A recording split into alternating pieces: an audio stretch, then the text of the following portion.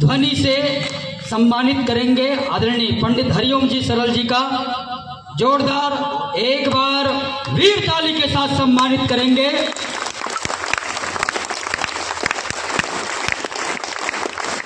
बहुत ही सुंदर प्रसंग चल रहा था। रामायण का प्रसंग, ज्ञान भी आवश्यक है और ध्यान भी आवश्यक है। कहते हैं इस संसार में, पूरे संसार में भगत कैसे कैसे होते हैं उसके विषय में मैं एक छोटा सा दृष्टांत, उसके बाद फिर हम आगे की ओर चलेंगे। कहते हैं बुद्धि भी कैसी कैसी होती है और भगत भी कैसे कैसे होते हैं। इस संसार में 3 बुद्धि वाले होते हैं, अपने आप को आंकलन कर लीजिएगा। कहते हैं एक होता है लकड़ बुद्धि, दूसरा होता है रबड़ बुद्धि और तीसरा होता है तेल बुद्धि। अपने आप को कैसे आकलन कीजिएगा, जो तेल बुद्धि वाला कौन है, लकड़ बुद्धि वाला कौन है और रबड़ बुद्धि वाला कौन है।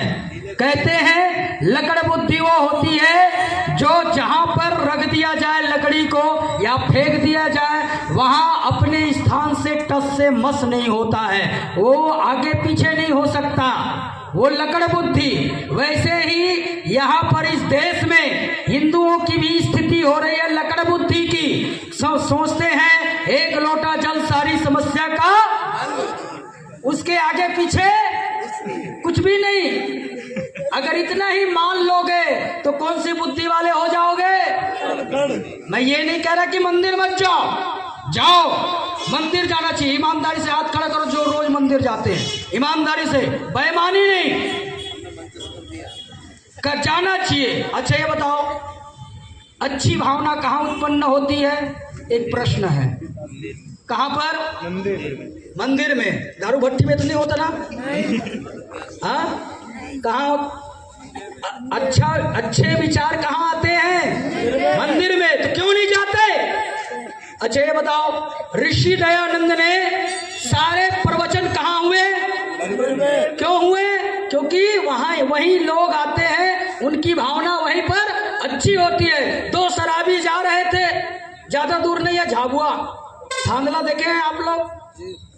वो थांदला में 2 शराबी जा रहे थे और जाते जाते पीते पीते जा रहे थे, और जैसे ही मंदिर आया वैसे ही उसने कहा अरे चुप रहे, मंदिर आ गया, भगवान देख रहे।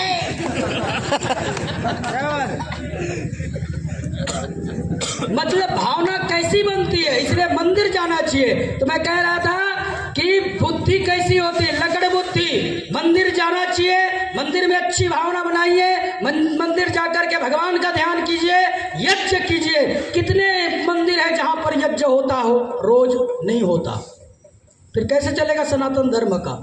सबसे पहली पूजा पद्धति क्या थी, कौन बताएगा?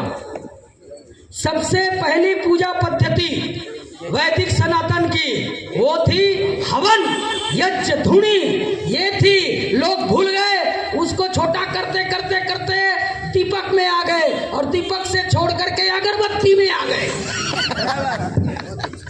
तो ये गलत है। और अगरबत्ती जलाना हिंदू धर्म में क्या है? पाप। क्यों? क्योंकि अगरबत्ती के डंडी में क्या लगती है? बांस। और बांस को जलाना, तो जो जलाने वाले देख लो पापी हो कि पुण्य आत्मा हो। इसलिए याद रखिएगा लकड़ बुद्धि वो होती है जितना बोल दिया उतना आगे बढ़ना नहीं है, बुद्धि लगाना नहीं है। जो बाबा आया डबड़ी बजा करके चला गया। आजकल तो बहुत सारे गुरु बाबा घूम रहे हैं, उल्लू बनाए जा रहे हैं, न वेद पढ़े न शास्त्र पढ़े, लोगों को बरगला रहे हैं। ऐसे बाबाओं के चक्कर में नहीं पड़ना है। अगर सत्य सनातन को जानना है तो पढ़ो सत्यार्थ प्रकाश। सत्य सनातन को जानना है तो रामायण पढ़िए, गीता पढ़िए और ऊपर ग्रंथ वेदों को पढ़िए, शास्त्रों को पढ़िए, तब जानकारी मिलेगी। सुनी सुनाई बातों पे यकीन नहीं करना है।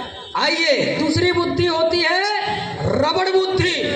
और आजकल के हिंदू के लगभग 90% बुद्धि रबड़ बुद्धि हो गई है। कैसे? जैसे रबड़ में सुई चुभाओ तो पोला, निकालो तो बंद, फिर चुभाओ तो पोला, फिर निकालो तो बंद। ऐसी बुद्धि हमारे हिंदू भाइयों की हो गई। कोई संत आता है कुशलगढ़ के धरती पे, जागते रहो तो जाग जाएंगे, जाएंगे, और भाग गया तो अरे भाग गया रे नहीं क्यों रे सुन जो तो ऐसी बुद्धि कौन सी बुद्धि है? रबड़ बुद्धि। एक बुद्धि होती है तेल बुद्धि। एक तेल के बूंद को अगर कुएं में डाल दिया जाए पूरे कुएं में फैल जाता है। उसी प्रकार से थोड़ा सा हमारे आए हुए हैं संत लोग, इनकी थोड़ी सी बात अगर पकड़ लोगे, एक ही बात, तो आपका जीवन का उद्धार हो जाएगा। लेकिन अगर नहीं पकड़ोगे, रबड़ बुद्धि और लकड़ बुद्धि में रह गए तो जीवन बेकार हो जाएगा। तो कौन कौन बनने वाला है रबड़ बुद्धि? हाथ खड़ा करेंगे।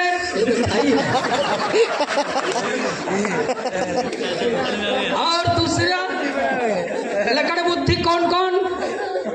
कोई नहीं। तेल बुद्धि वाले हाथ खड़ा करे। जो नहीं किए मैं समझ जाऊंगा कौन वाली बुद्धि है। तो आइए मैं कहना चाहता हूं, तेल बन करके जाइएगा, तेल बुद्धि बना करके जाइएगा।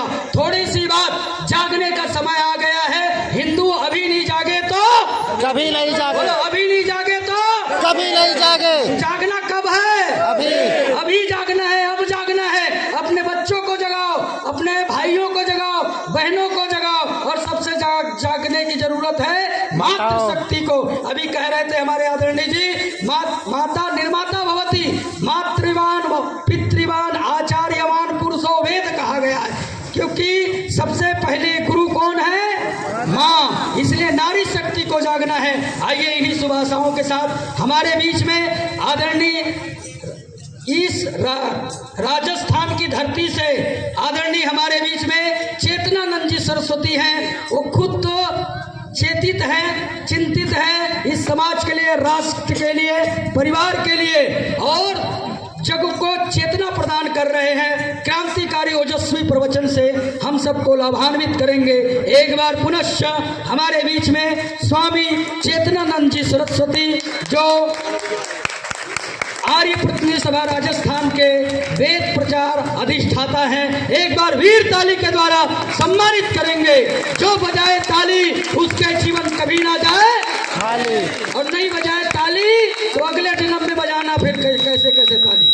तो इसलिए ताली जरूर बजाएं। एक क्यों प्रेशर होता, 10 साल में बाबा रामदेव के साथ रहा हूं, इसलिए ताली बजाना बहुत आवश्यक है। आइए मैं पुनश्च स्वामी जी से मैं निवेदन करना चाहूँगा, 10 मिनट के लिए हम सबको उद्बोधित करेंगे, चेतित करेंगे, चेतना प्रदान करेंगे, क्योंकि हम सब सोए हुए हैं, जगाने का प्रयास करेंगे। बोलो वैदिक धर्म की, वैदिक धर्म की।